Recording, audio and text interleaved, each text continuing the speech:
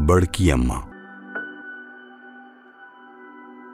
मेरे दिल के किसी कोने में एक मासूम सा बच्चा बड़ों की देखकर दुनिया बड़ा होने से डरता है। राजेश रेड्डी। स्मृतियों की फुहार पड़ते ही मन के पोखर में कुम्हलाए फूल अपनी पंखुड़ियां फैलाने लगते हैं। तब अंतःपटल पर ठंडी बयार उसे और संचित करती है।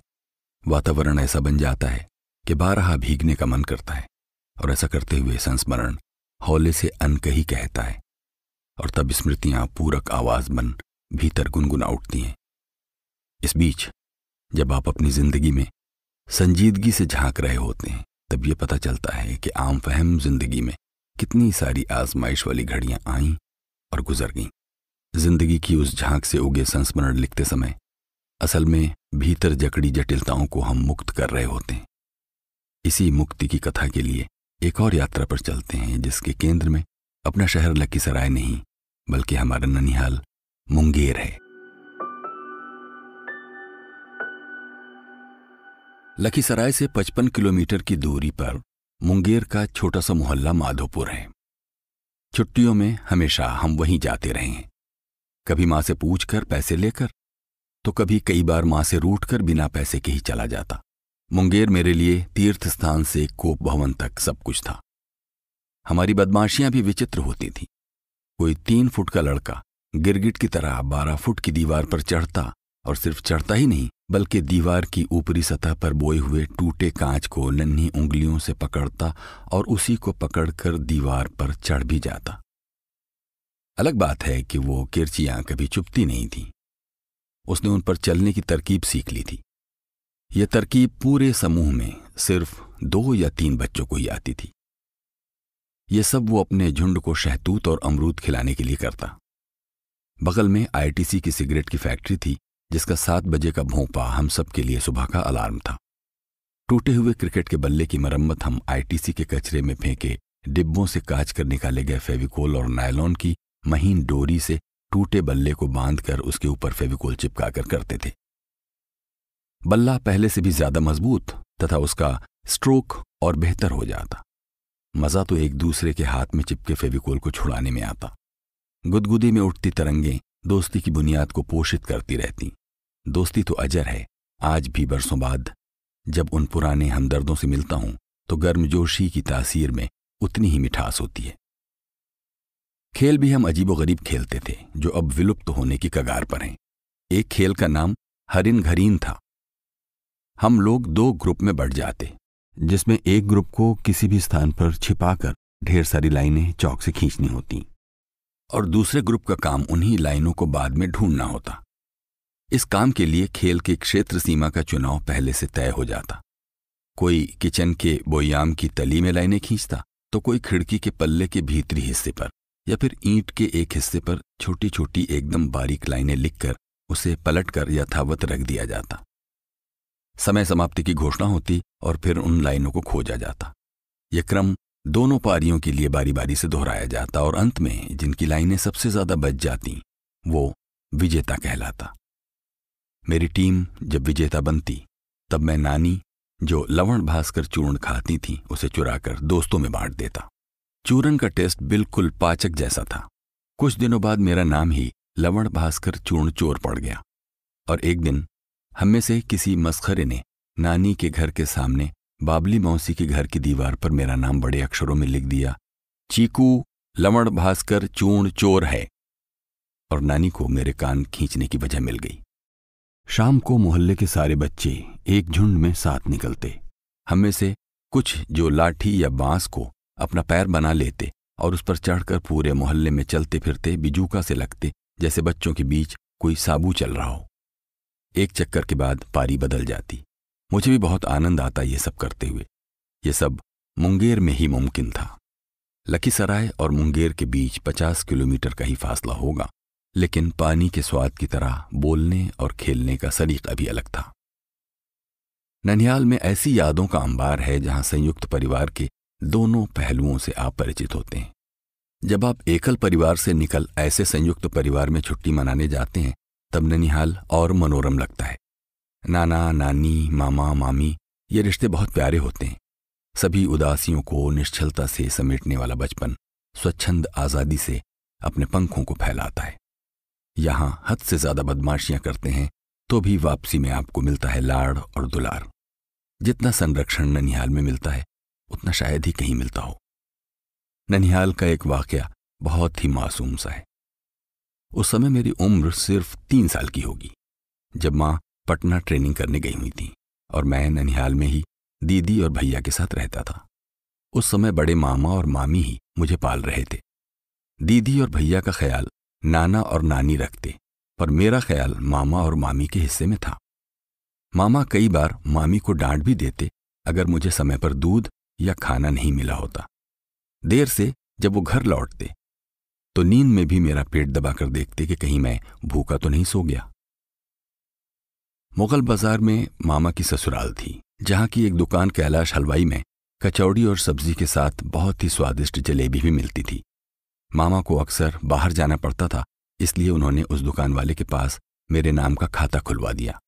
मैं रोज सुबह माधोपुर वाले घर से निकलता और सीधा मुगल बाजार के उस कचौड़ी वाले के पास पहुंच जाता, और वो मेरे हाथ में खुद एक दोना कचौड़ी सब्जी के साथ एक जलेबी का भी रख देते, जिसे मैं खूब स्वाद लेकर खाता और फिर वापस माधोपुर अपने ननिहाल चला जाता। 3 साल की उम्र में मैं मोटू गब्दू अकेले लुढ़कता हुआ रोज जाता था, जिसकी तुलना आप एक रोबोट से भी कर सकते हैं, जिसमें इस बात की प्रोग्रामिंग की गई हो कि सुबह उठना है, दुकान पर जाकर खाना है और सारे रास्ते बिना किसी से बात किए उसी रास्ते वापस आ जाना है, जिसे आज भी हम सब याद करते हुए खूब हंसते हैं। संयुक्त परिवार की अपनी दुनिया और उसके अपने किस्से। आज के इस किस्से के केंद्र में है हमारी बड़की अम्मा। आज इतने दिनों बाद भी मेरी स्मृति में उनके डर की तस्वीर काबिज है। नजर की चाबुक चलती और मेरे मन की जमीन पर उगी स्मृतियों की नाजुक दूब रौंदी जाती, जिसका असर पीठ पर सिहरन लिए आज भी दौड़ता है। मेरे नाना 3 भाइयों में सबसे छोटे भाई थे। तीनों के घर अलग अलग थे, लेकिन घरों की छतें आपस में मिली हुई थीं। रात को जब नाना दुकान से लौटते तो परिवार के सारे सदस्य एक साथ छत पर खाना खाते। बिछावन भी सभी की अपनी अपनी छत पर ही लगती। घर भीतर से कंपार्टमेंट जैसा था, जिसे दीवारें अलग करती थीं, पर छत ने उन्हें अब तक जोड़े रखा था। चांदनी रात में बचपन की नजर से देखो तो पूरी छत एक सपाट मैदान सी प्रतीत होती है। हम सब क्रिकेट से लेकर राजा रानी जैसे सारे खेल छत पर खेलते। बिजली आने जाने का कोई समय तय नहीं था, इसलिए शाम ढलते ही छत को पानी की फुहार से ठंडा किया जाता। फिर खाना और बिस्तर लेकर सभी वहीं छत पर पहुंच जाते। रात में सारा परिवार एक परिवार में ही बदल जाता। अलग अलग तवों पर सिकी रोटियों का स्वाद भी एक ही लगता। हम बच्चे तीनों परिवारों की किसी भी थाली में बेहिचक बैठ जाते। हालांकि हर बच्चे के अपने कोई पसंदीदा भैया, मामा या चाचा होते, वो ज्यादा उनसे ही चिपकता। नानी यानी छोटी अम्मा और बड़ी अम्मा दोनों कहानियां सुनाती, पर बड़ी अम्मा की कहानी सुनाने का अंदाज अलहदा था, एकदम मंत्रमुग्ध कर देने वाला।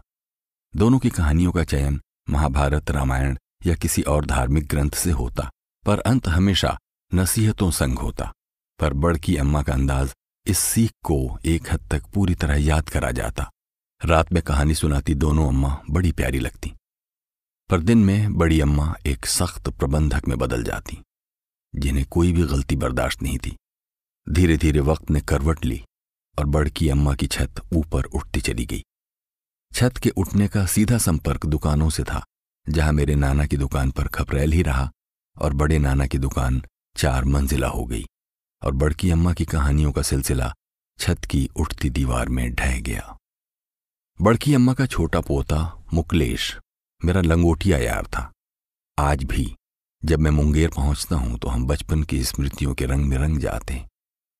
हम दोनों में पक्की वाली दोस्ती आज भी कायम है।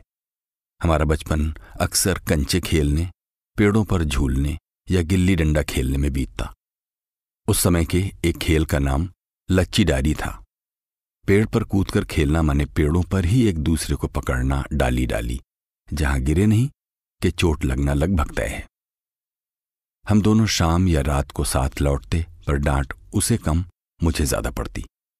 बड़की अम्मा को, जिनके मुंह में पान की गिलौरी और बगल में पीकदान हमेशा होता, सफाई इतनी पसंद थी कि पानी भी अपने दाग नहीं छोड़ सकता था। दिन भर नौकर चाकर जमीन घिसते रहते। उनके होंठ की जगह महीन वक्र सी रेखा थी, जो उस उम्र में भी उन्हें और खूबसूरत बनाए रखती। वो कभी भी हम में से किसी को ऊंची आवाज में कुछ नहीं कहती। मेरे घर में आते ही बस हौले से एक आवाज तैरती, लगता है चिकुआ आ गया है। मैं डरकर हौले से उनके पांव छूता तो आशीर्वाद में मिलता, बिना बाप का बेटा है, इसे अच्छे से खिलाओ, मां के बंधन से भाग के आया है, पता नहीं आगे क्या करेगा। मैं पांव छूकर हटता तो कहती, जाओ पहले हाथ पैर धो लो, साबुन पता है ना क्या होता है। ये शब्द अदृश्य तीर थे। चोट तो लगती थी पर निशान नहीं पड़ते थे। साबुन की टिकिया मुलायम के बदले मुझे सख्त लगती, लगता जैसे उसमें भी किसी ने शीशा बो दिया है, और धोते ही शीशे के बुरादों का दाग मेरे चेहरे पर फैल जाता, जिसे सिर्फ मुकलेश की आंखें पढ़ पाती। उन दिनों टेलीविजन नया नया आया था और पूरे मोहल्ले में सिर्फ उनके ही घर में था। उन दिनों शुक्रवार और बुधवार को चित्रहार देखने से बड़ा आनंद कुछ नहीं था। सभी बच्चे पूरे परिवार के साथ उनके कमरे में लगे टीवी के सामने पहुंच जाते। अचानक एक सीधा सपाट सा स्वर मेरे कान में गर्म शीशे की घोल सा उतरता, तुम पलंग पर क्यों बैठे हो, नीचे आराम से बैठो और पैर मत फैलाना। मैं चुपचाप नीचे आकर बैठ जाता। महाभारत का दृश्य टीवी से निकलकर मेरे अंदर आ जाता। द्वंद्व और युद्ध एक साथ मिलते। उस बुरे वक्त का मुलम्मा था मुकलेश, जो चुपके बिस्तर से उठकर स्वतः मेरे बगल में जमीन पर आकर बैठ जाता। उसके हाथ मेरे कंधे पर मित्रता के मफलर की तरह लिपट जाते। बड़की अम्मा घर से ही पूरी दुकान का हिसाब किताब रखती। जब बड़े नाना और बड़े मामा रात को घर लौटते तो मजाल है, बिना हिसाब दिए कुछ और कर लें। किताबों में कौशल और प्रबंधन के ऐसे कायदे कहीं लिखे नहीं होते। ऐसे ही गुण से वो अपने घर पर नियंत्रण और वित्त पर पकड़ रखती थी। वही निर्धारित करती थी कि बेटियों को क्या देना है, घर में कौन क्या पहनेगा, कौन सी चीज खरीदनी है और किसे कहां पढ़ना है। फ्रिज उन दिनों नया नया आया था, जो हम सब के लिए एक अजूबा ही था। बर्फ के टुकड़े जादुई मुरब्बे से कम नहीं थे और शरबत में वो टुकड़े और भी सुर्ख और चमकीले हो जाते। गिलास का साइज औरों के बनिस्बत मेरे लिए हमेशा छोटा ही रहता। किसे कब कैसे छोटा दिखाना है, ये बड़की अम्मा से बेहतर कोई नहीं जानता था। दोनों घरों में बिना विरोध के उनकी बातों को बहुत सहजता से माना जाता था। किसको कितना और कहां पढ़ाना है, दोनों परिवारों के लिए वही तय करती थी। स्वाभाविक है, बड़की अम्मा के घर के बच्चे हमेशा अपने आप को बेहतर समझते। मेरी मां शुरुआत से ही इन मामलों में विद्रोही रही हैं और इसलिए उनकी कभी भी बड़की अम्मा से नहीं बनी। मां की बड़ी और छोटी दोनों बहनों पर बड़की अम्मा का जादू चलता था। उन्हें उतरन और कतरन दोनों से बने कपड़ों में फर्क नहीं पता था, पर मां बहुत स्वाभिमानी थी, इसलिए शुरू से उन्होंने नौकरी की और अपने पैरों पर खड़ी रहीं। अपने पोतों से बड़की अम्मा को बेहद प्यार था। दोनों पोतों को वो उच्च अधिकारी बने देखना चाहती थी, और जिसके लिए पैसा पानी की तरह बहता। जरूरत से ज्यादा ख्याल, खाने से किताबों तक की इफरात और घर पर हर विषय के शिक्षकों के तमाम इंतजामात कि कोई भी तकलीफ पढ़ने के रास्ते में ना आ सके।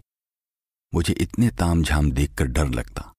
मेरी घबराहट को वो बस मंद मंद मापती रहती और फिर वक्र होठों की रेखाओं पर स्मित फैल जाती, जो श्वेत नहीं सलेटी होती। कोई खेल नहीं होते हुए भी हम ऐसे कई छोटे छोटे तीखे खेल खेलते रहते। ये चित और पट का खेल सिर्फ आंखों से खेला जाता। पूरे घर में हम दोनों ही ये खेल खेल रहे होते, जिसकी भनक बाकी किसी घर वाले को शायद ही थी। उनकी उम्र और ढलती गई। इस दौरान अनजाने ही सही, पर उनकी नजरों ने जितना आघात किया, मेरे भीतर उतनी ही आग पैदा होती गई। 10वीं के बाद मैं मुंगेर नहीं गया, पर हमेशा कमतर दिखाने वाली उनकी नजरें मेरे साथ ही रहीं। मैं पढ़ते वक्त भी उनकी घूरती नज़रों को अपने ढिबरी के बाजू में ही रखता। वो मुझे घूरती रहती, मैं भी उन्हें देखता रहता, और यूं नींद मेरी नज़र से ओझल रहती। कई बार सुबह गोधूली में ही उठ जाता, पर वो आंखें जगी रहती। धीरे धीरे मैंने उन आंखों से दोस्ती कर ली। शुक्रिया कहने लगा, अगर तुम नहीं जगाओगी तो कैसे जागता रहूंगा, कैसे सबसे ज्यादा पढ़ूंगा। और यूं लंबा समय बीता। मैं ननिहाल तब लौटा जब संघ लोक सेवा आयोग ने मुझे अपने लायक समझा। लौटा तो उनकी अंतिम सांसें चल रही थी। घर थोड़ा उदास सा दिखा। फर्श पर दाग, नौकरों की जमात में कमी, दीवार पर हल्की पपड़ी, सब कुछ बदल गया था। मुकलेश अब सोना चांदी की दुकान संभाल रहा था। उसने मुझे पहले की तरह ही गले लगाया। संभवतः वो मेरी कामयाबी को भी उतनी ही गर्माहट के साथ गले लगा रहा था, पर बड़की अम्मा टूटती सांसों में भी तिरस्कार भरी पैनी नजरों से देख रही थी। मैंने हौले से उनके पांव इस बार भी छुए। वही सलेटी स्मित वक्र होंठ, बिना आवाज की बातें, वही नजरों का खेल, पर इतने पर भी उनका चेहरा आज भी पान की लालिमा लिए दमक रहा था। फिर एक हल्की सी आवाज आई, बिना बाप का बच्चा है, इसे कुछ तो खिलाओ। मैं लौट आया, पर उनकी नजरें आज भी मेरे साथ ही हैं। ये फूल मुझे कोई विरासत में मिले हैं, तुमने मेरा कांटों भरा बिस्तर नहीं देखा। बशीर बद्र।